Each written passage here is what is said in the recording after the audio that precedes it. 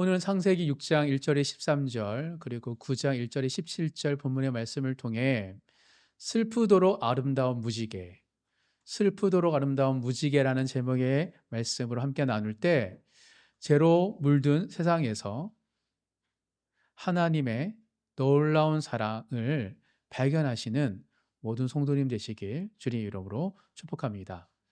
아무리 세상이 악할지라도 우리에게 선한 게 안 보일지라도 그 가운데 하나님의 사랑이 있습니다. 따라서 그리스도인이라 한다면 세상 속에서 하나님의 사랑, 하나님의 임재를 발견하는 것이 성도의 특권입니다. 그 은혜를 이 말씀을 통하여서 또한 도전받으시고 발견하셔서 정말 슬프도록 아름다운 하나님의 사랑을 경험하고 체험하시는 모든 성도들 일상이 되길 주님 이름으로 축복합니다.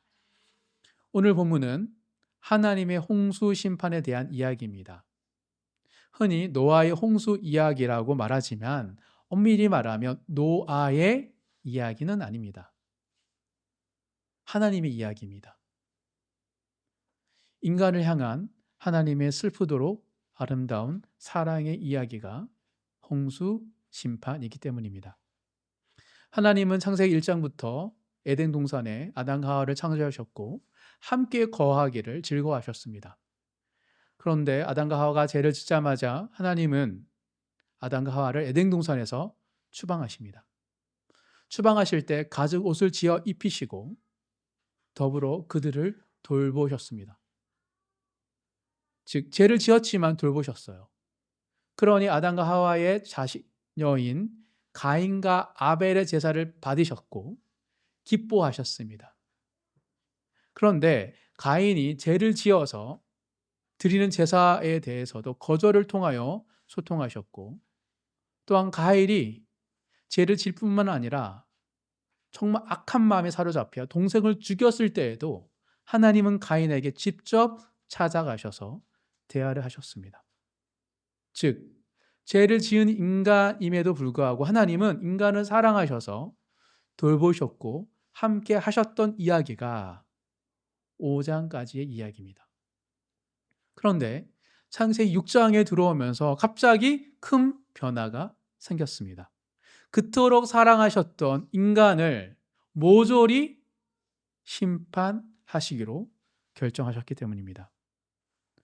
그때 사안에 따라서 저주의 형벌 또 유보하는 심판을 하셨던 하나님인데 갑자기 죽음의 심판을, 그것도 한 사람이 아니라 온 인류를 지면에서 쓸어버리시는 홍수 심판을 결정하신 거예요.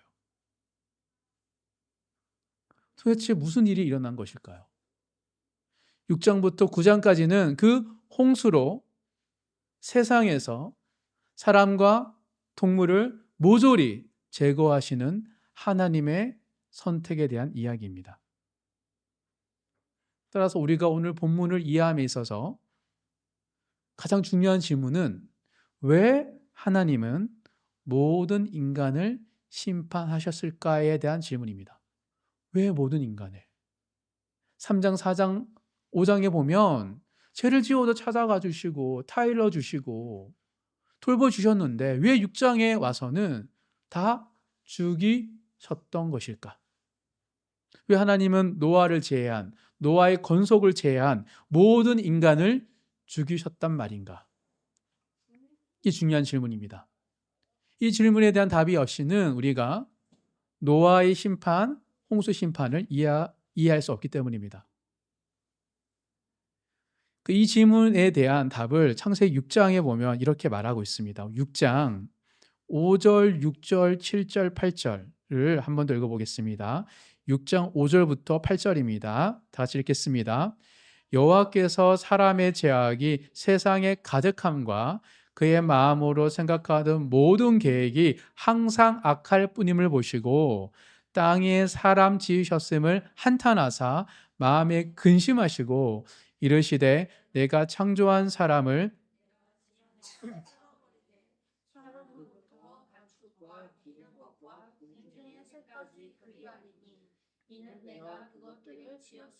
한탐함이니라 하시니라. 그러나 노아는 여호와께 은혜를 입었더라. 하나님 형상으로 지음받은 인간이 어떻게 되었다고요? 완전히 죄로 물들었다고 말을 하고 있습니다. 즉 어느 정도 일부분이 죄로 물들거나 까만 마음이거나 하는 정도가 아니라 그의 마음과 생각에 나오는 모든 것이 악하게 될 수밖에 없을 정도 완전히 죄로 물들었던 것. 그러니까 하나님의 형상이 아니라 죄의 형상, 사탄의 형상이 되어 버렸다고 말하고 있습니다. 완전한 타락입니다. 즉 죄의 영향력을 받는 차원이 아니라 죄의 근본이 된 거예요.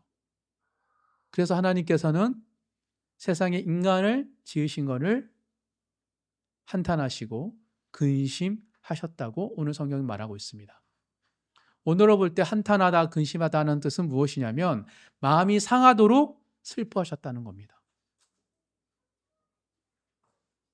정말 괴로우셨어요. 그래서 그 괴로움의 끝에 하나님은 세상을 물로써 쓸어버리시기로 결정하신 것입니다. 여기서 알 수 있는 사실은 죄의 삭슨 죽음이라는 거예요. 에덴 동산에서 아담과 하와에게 선악을 알게 하는 나무를 따먹으면 정령 죽으리라, 반드시 죽으리라 했던 그것이 유보될 뿐이지 그것을 끊임없이 반복적으로 더 깊어지면 죄는 결국은 죽을 수밖에 없다라는 것을 드러내고 있습니다. 왜냐하면 죄는 하나님이 지으신 창조 세계를 파괴하기 때문입니다. 인간성을 파괴하고 관계를 파괴하고 지구를 파괴하기에 더 이상 뒀다가는 완전히 지구와 온 우주가 완전히 다시 어그러지기 때문에 하나님은 창조 세계를 지키기 위해 회복시키기 위하여 지면에서 인간과 동물과 기는 것들을 제거하기로 결정하신 것입니다.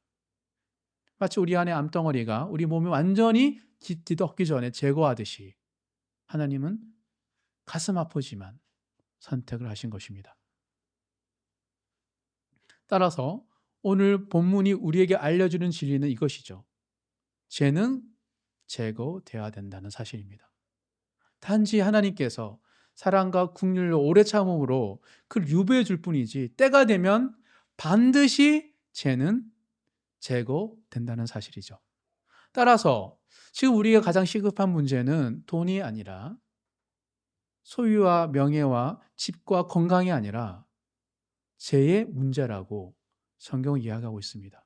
우리의 관점에서는 우리의 필요가 중요한 이슈이지만 하나님의 관점, 우리를 지으신 하나님의 관점에서는 죄가 가장 큰 시급한 문제라고 말하고 있습니다. 왜냐하면 돈과 명예와 건강은 우리가 구하고 노력하고 하나님 은혜를 베풀어 주신다면 채워질 수도 있고 회복될 수도 있습니다. 근데 죄는 절대 그럴 수 없어요. 죄의 문제는 절대 하나님 용납할 수 없고 둘 수 없는 반드시 제거돼야 할 문제이기 때문입니다. 그래서 성경은 창세기부터 요한계시록까지 끊임없이 죄에 대해서 다루고 있는 겁니다. 죄는 반드시 제거돼야 되는 거지 죄가 조금 더 유해화될 수 있고 희석될 수 있고 변화될 수 있는 계제의 문제가 아닙니다. 죄는 무조건 도려내야 할 문제이기 때문이죠. 그렇다면 노아의 시대와 거의 다를 바 없는 오늘날 우리는 어떻게 죄악의 문제를 해결해야 할까요? 진리를 알지니 진리가 너희를 자유케 하리라. 성경은 진리의 말씀입니다. 즉 죄의 문제에서부터 우리를 벗어나게 하는 진리가 성경에 담겨 있기 때문입니다. 오늘 본문도 마찬가지입니다. 오늘 본문에서 강조하는 진리, 즉 죄의 특징 두 가지를 함께 살펴보므로 죄의 문제에서 자유케 되시는 모든 성도님 되시길 주의 이름으로 축복합니다. 오늘 본문에서 발견할 수 있는 진리, 죄의 특징 첫 번째는 죄는 악화되고 확산됩니다. 죄는 무조건 점점점 악화되고 확산됩니다. 마치 암덩어리처럼 그냥 둔다고 해서 이게 사라지는 게 아닙니다. 어떤 면에서 악성 종양처럼 우리 안에 두면 둘수록 더 악화되고 온몸에 퍼지듯이 죄는 반드시 악화되고 확산된다라고 성경은 이야기하고 있습니다. 6장 1절부터 4절까지 다 같이 읽겠습니다. 사람이 땅 위에 번성하기 시작할 때에 그들에게서 딸들이 나니 하나님의 아들들이 사람의 딸들의 아름다움을 보고 자기들이 좋아하는 모든 여자를 아내로 삼는지라. 여호와께서 이르시되 나의 영이 영원히 사람과 함께하지 아니하리니 이는 그들이 육신이 됨이라. 그러나 그들의 날은 120년이 되리라 하시니라. 당시에 땅에는 네피림이 있었고 그 후에는 하나님의 아들들이 사람의 딸들에게도 들어와 자식을 낳았으니 그들은 용사라 고대의 명성이 있는 사람들이었더라. 오늘 본문에 대해서 많은 해석들이 있습니다. 하나님의 아들이 누구냐? 사람의 딸이 무엇이냐? 하나님의 아들을 천사냐? 아니면 하나님의 아들은 셋의 후손이냐? 사람의 딸은 도대체 어디서 나왔냐? 그러면 가인의 후손인가? 이런 여러 가지 의견이 있습니다. 근데 중요한 거는 사람의 딸이 누구냐? 하나님의 아들이 누구냐? 네피림이나 용서가 어떤 존재이냐? 또 120년이 노아의 홍수 전까지가 120년이냐? 아니 노아 홍수 이후에 사람의 연수가 900년을 살다가 120년으로 줄어드느냐? 실제 노아 홍수 이후부터 사람의 수명이 줄어들어서 120년 맞춰집니다. 라는 해석은 다양할 수 있습니다. 그런데 오늘 본문에서 왜 하나님은 인간을 홍수 시편으로 죽으셨는가의 질문을 던졌을 때 그런 것들은 중요한 사항이 아닙니다. 중요한 것은 2절에 보면 하나님의 아들과 사람의 딸을 얘기하면서 하는 후반부의 이야기입니다. 자기들이 좋아하는 모든 여자를 아내로 삼는지라. 이것이 중요한 포인트입니다. 자기들이 좋아하는 모든 여자를 아내로 삼았대요. 이것은 하나님께서 첫 번째 인간이 아담과 하와를 창조하시고 두 사람을 하나 되게 하신 그 하나님의 창조 의도를 파괴하는 행위이기 때문입니다. 성경에서 말하는 결혼제도, 또 하나님이 지으신 결혼제도는 무엇이죠? 일부일처제입니다. 즉 하나님이 맺어주신 일부일처, 한 남자와 한 여자가 결혼하는 것이 성경적인 결혼관이고 하나님이 뜻하신 창조의 질서입니다.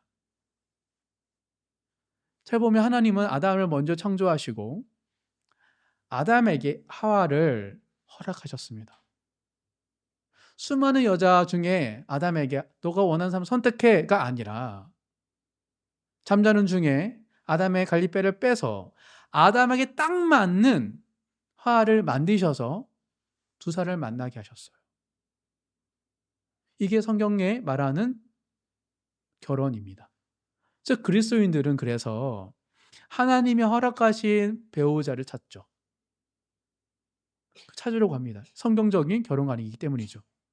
물론 내가 좋아하는 사람 중에서 하나님이 허락하신 만남을 찾는 것이죠. 왜냐하면 아담과 하와가 서로 볼 때 정말 반했거든요. 좋아했습니다. 즉 하나님은 우리가 수많은 사람들 중에서 우리가 누군가를 좋아하고 누군가를 만날 때 하나님은 그 만남 속에 하나님 허락하신 만남을 허락해 주시는 거예요. 그래서 우리가 하나님 뜻하신 사람이 누구일까를 찾고 있는 것이죠. 그런데 세상에 죄가 들어오고 사람들이 점점 죄에 물들다 보니 내가 누군가를 결혼하고 누군가를 사랑하고 누군가를 결혼하고 누군가 함께 살아가는데 하나님이 없어졌어요. 하나님이 사라진 결혼제도, 즉 일부 일처가 아니라 일부 다처가 창조 질서를 파괴하기 시작한 것입니다. 도대체 언제부터 왜 모든 사람들이 일부분의 사람들이 아니에요. 모든 사람들이 자기가 좋아한다면 모든 여자를 자신의 아내로 삼게 되었던 것일까요? 여기서 죄가 점점 악화되고 확산되는 것이 드러납니다. 즉 모든 사람들이 자기가 원하는 여자를 자기 아내로 삼았다는 표현이 죄가 악화되고 확산된 결과인 것입니다.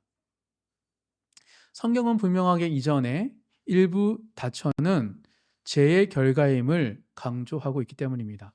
첫 번째 인간 아담과 하와는 범죄한 이후에 어떤 마음을 가졌죠? 수치심을 가졌습니다. 그리고 나서 하나님을 피했어요. 서로도 부끄러워서 피했어요. 그리고 그들의 아들인 가인은 범죄한 이후에도 떳떳이 하나님께 예배를 드렸고, 하나님이 자신의 제사를 안 받으니까 화가 나서 동생을 죽어버렸어요. 그러니까 부모와 다르게 아담과 하와와 다르게 가인은 움츠러들거나 회피하지 않습니다. 떳떳하고 공격적인 태도로 하나님 앞에 섭니다. 동생을 죽였음에도 불구하고 하나님 앞에 거짓과 기만으로 일삼는 것, 그게 가인의 모습입니다.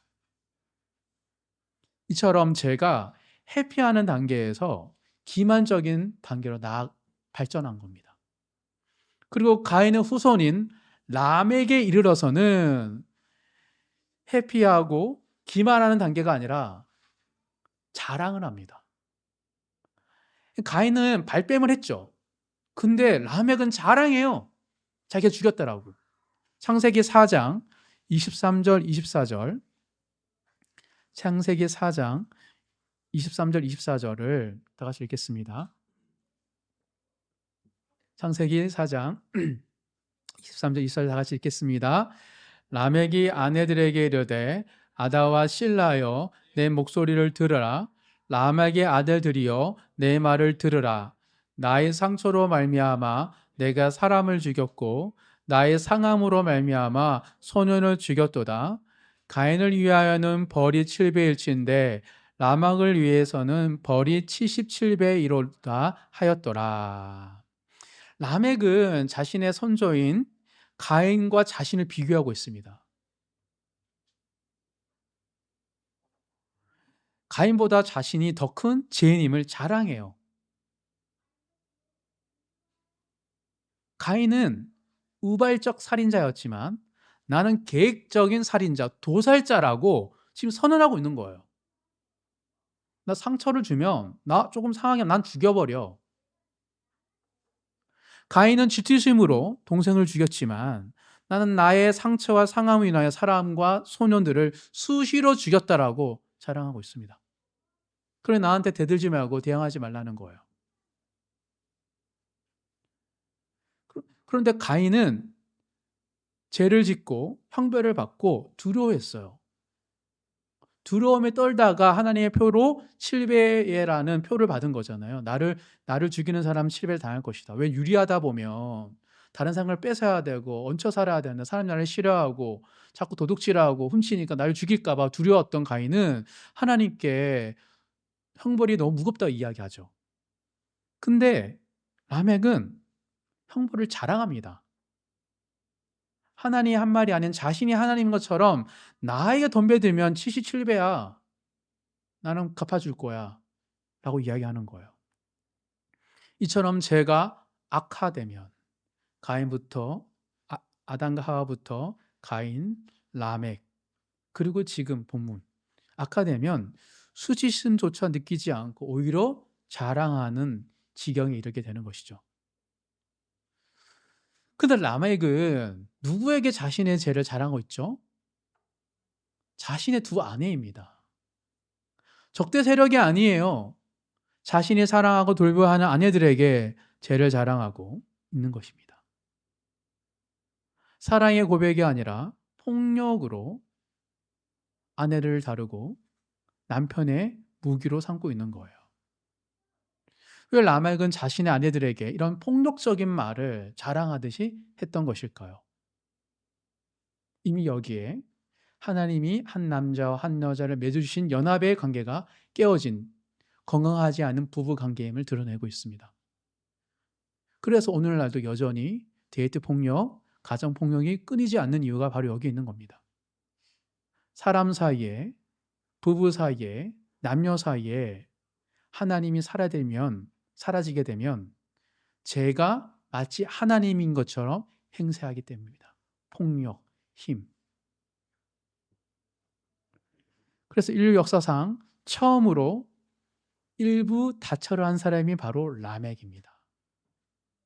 창세기 4장 19절에 보면 라멕이 두 아내를 맞이하였으니 라고 하면서 라멕이 자기 아내들을 사랑을 돌보는 것이 아니라 폭력으로 지배하고 사람들에게 자신이 행했던 악함을 자랑하고 있다고 말하고 있는 거예요. 즉 일부 다처와 악함이 개별적인 것이 아니라 함께 이어져 가고 있다는 것을 이야기하고 있습니다. 라멕은 하나님이 자신에게 주신 아내를 맞이한 것이 아니라 자신이 원하는 아내를 다른 소년들에게, 총각들에게 뺏은 거예요. 그래서 아내들에게 힘을 자랑하는 것입니다. 힘이 지배하는 세상에서는 권력의 여부가 배우자를 결정하고 많고 적음 또한 돈이 지배하는 세상에서는 재력의 많고 적음이 배우자를 결정할 뿐만 아니라 외모가 지배하는 세상에서는 외형적 기준이 배우자를 결정합니다. 하지만 하나님이 통치하는 세상에서는 하나님께서 배우자를 결정하신다고 믿는 것입니다. 즉 오늘 본문은 제가 악화되고 온 세상에 만연하자 힘과 능력 그리고 외모에 따라 자신이 원하는 여자를 마음껏 쟁취하는 것이 일상이 되어버린 타락한 세상의 면모를 드러내고 있는 것입니다. 그래서 하나님께서 타락한 인간과 세상을 보시고 한탄하시고 결국 홍수로 심판하신 것입니다. 사랑하는 성도 여러분, 꼭 기억해야 할 진리는 죄는 무조건 악화된다는 사실입니다. 아주 작은 죄라 할지라도 그것이 점점점 심각한 죄로 변모해요. 변질되고 깊어집니다. 그래서 결국 죄는 아주 사소하지만 그 죄가 우리 인간성을 파괴합니다.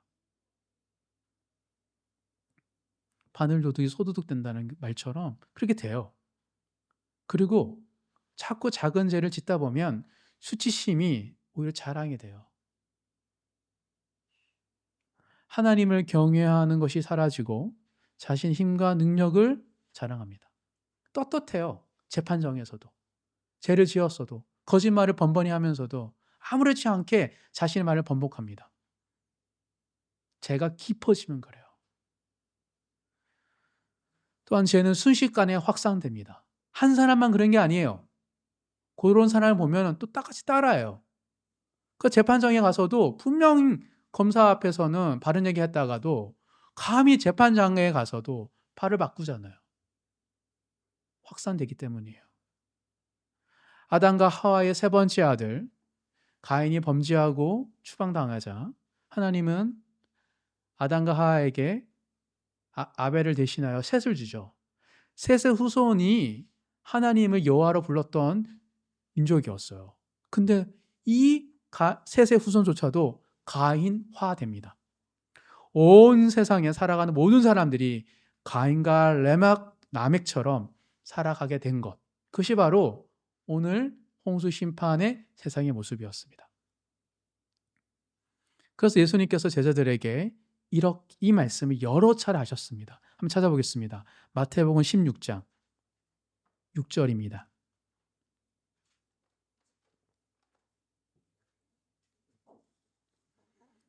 마태복음 16장 6절 한 절입니다. 다 같이 읽겠습니다. 예수께서 이르시되 삼가 바리새인과 사두개인들의 누룩을 주의하라 하시니 예수님이 여러 차례 바리새인과 사두개인들의 누룩을 조심하라. 누룩은 무엇입니까? 빵을 이렇게 부풀어 오르게 하는 거잖아요. 그러니까 바리새인과 사두개인의 가르침이 이처럼 순식간 우리를 지배할 수 있으니까 항상 주의하라고 말씀하신 거예요. 사회적이고 구조적인 죄는 이처럼 우리를 지배할 수 있기 때문입니다.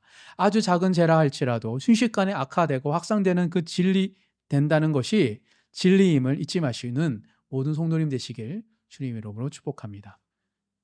죄를 경계하셔야 돼요. 왜 하나님은 노아를 제외한 모든 인간을 죽이셨을까 해서 모든 인간을 죽이셔야 했던 그 죄의 특징에 대해서 살펴보았습니다. 죄는 점점 악화되고 순식간에 확산되는 특징이 있어서 창조 세계를 지키고 회복시키기 위하여 하나님은 모든 사람을 죽이셨던 것입니다. 이제는 그렇다면 그 모든 사람을 죽이는 그 심판 속에서 왜 노아와 노아의 건속은 구원을 받았는가에 대한 질문을 통해 제 두 번째 특징에 대해서 한번 살펴보도록 하겠습니다. 오늘 본문에서 발견할 수 있는 죄의 특징 두 번째는 죄는 순종으로 해결됩니다. 죄는 순종으로 제거되지는 않아요. 근데 해결이 돼요. 하나님이 해결하는 방법은 순종입니다.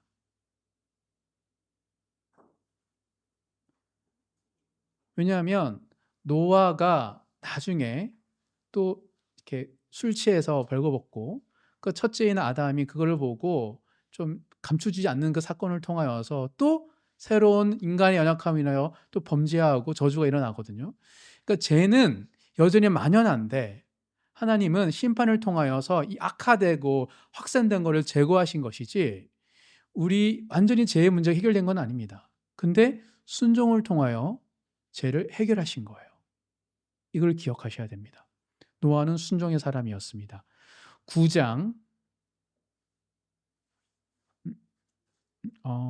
아닙니다. 6장 9절부터 13절. 6장 9절부터 13절 다 같이 읽겠습니다. 이것이 노아의 족본이라. 노아는 의인이요 당대의 완전한 자라. 그는 하나님과 동행하였으며 세 아들을 낳았으니 셈과 함과 야벳이라. 그때의 온 땅이 하나님 앞에 부패하여 포악함이 땅에 가득한지라. 하나님이 보신즉 땅이 부패하였으니 이는 땅에서 모든 혈육 있는 자의 행위가 부패함이었더라. 하나님이 노아에게 이르시되 모든 혈육 있는 자의 포악함이 땅에 가득하므로 그 끝날이 내 앞에 이르렀으니 내가 그들을 땅과 함께 멸하리라. 하나님이 부패한 인간으로 인하여서 부패한 이 땅을 모조리 제거하시면서 은혜를 입은 자, 완전한 자 노아를 살리십니다. 그리고 노아는 하나님과 동행한 완전한 의인이라고 말하고 있습니다. 도대체 어떤 삶을 살았기에 완전한 의인이라고 노아를 성경에서 말하고 있는 것일까요?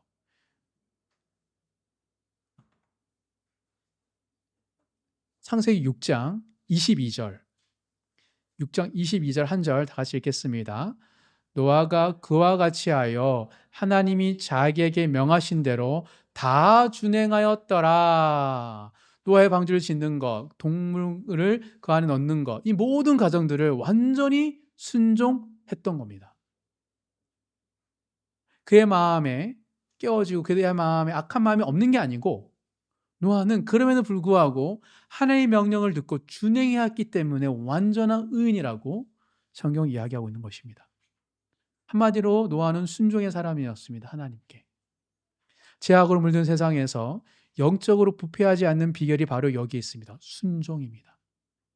내 안에 여전히 해결되지 않는 연약함과 내 안에 수많은 사람들이 예스라 말하는 상황 속에서도 하나님께 순종할 때 우리는 영적으로 부패하지 않을 수 있습니다.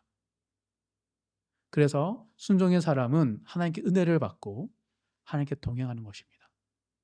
우리가 탁월해서가 아니고 더 나은 사람이어서가 아니라 우리가 순종했기 때문에 하나님 우리가 은혜를 베푸시고 우리가 하나님이 우리와 동행해 주시는 거예요. 이게 바로 여기에 노아가 구원을 받게 된 이유입니다.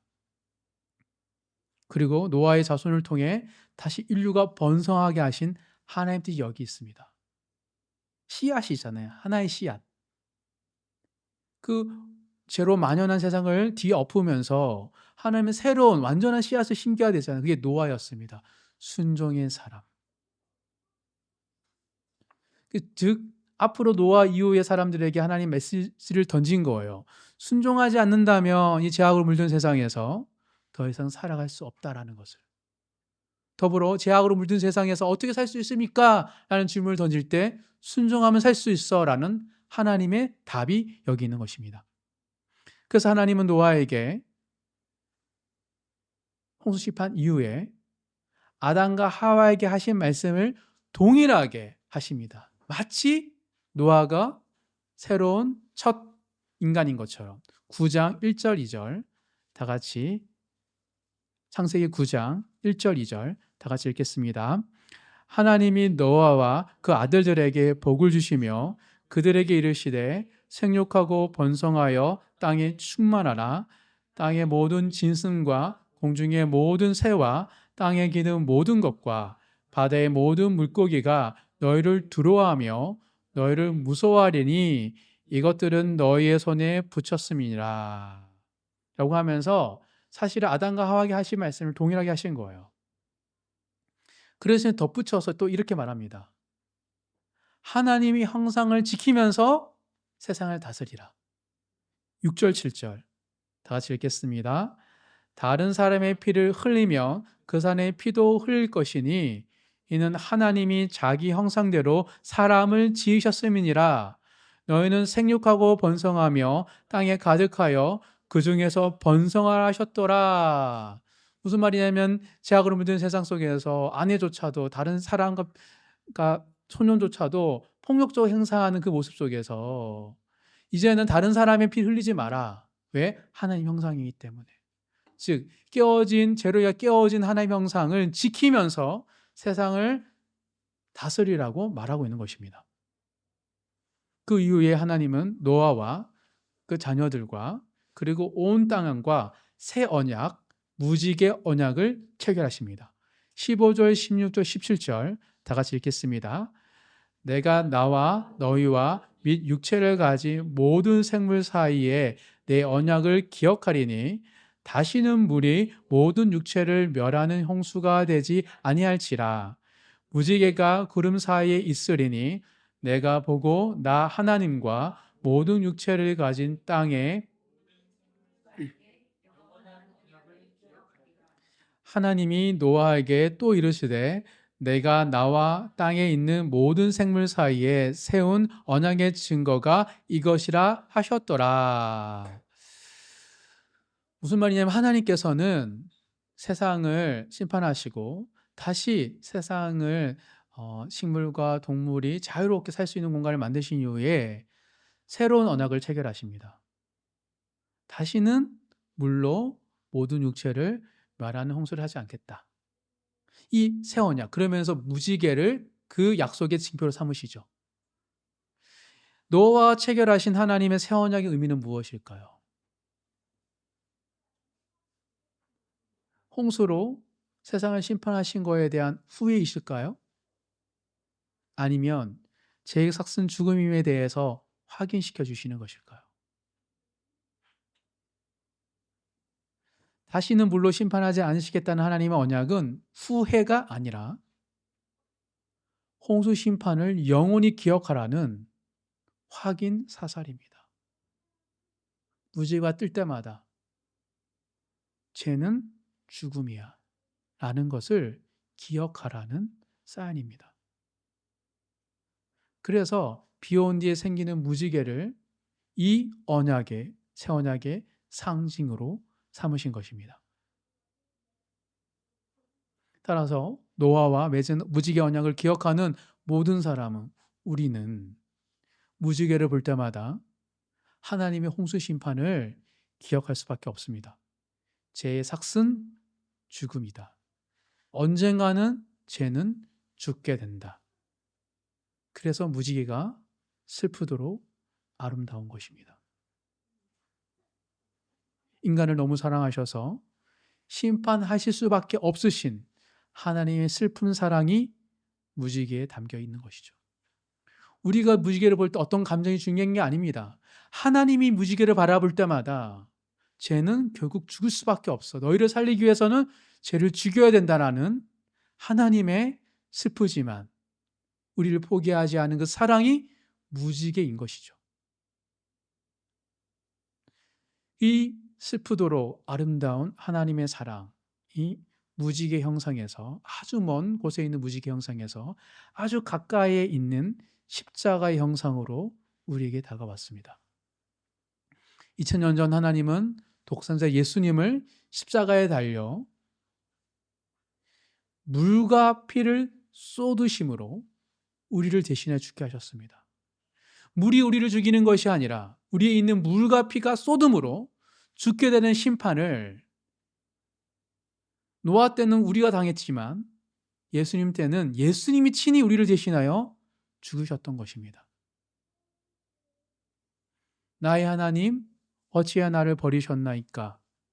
그리고 다 이루었다는 예수님의 말씀에서 홍수의 심판, 아니 물과 피를 쏟아야 할 심판을 받아야 할 우리를 대신하여 죽으신 하나님의 아들의 놀라운 사랑, 슬프도록 아름다운 그 사랑이 십자가에 있기 때문입니다. 이보다 더 슬프고도 아름다운 하나님의 사랑이 어디 있을까요? 하나님은 무지개 언약을 통하여 이젠 너희를 죽이는 것이 아니라 네 아들을 죽이겠다라고 말씀하신 것입니다. 따라서 그리스도인들은 십자가를 볼 때마다 슬픔을 느끼며 동시에 아름다운 하나님의 사랑을 느끼는 겁니다. 슬픈 것은 죄의 문제, 아름다운 것은 하나님의 포기할 수 없는 사랑이 십자가에 있기 때문입니다. 무지개는 슬프지만 아름다운 하나님의 사랑의 새드 엔딩 이야기라면, 십자가는 슬프지만 아름다운 하나님의 사랑의 해피 엔딩입니다. 왜냐하면 십자가에 달려 죽으신 예수님께서 부활하셔서 하나님 우편에 계시기 때문입니다.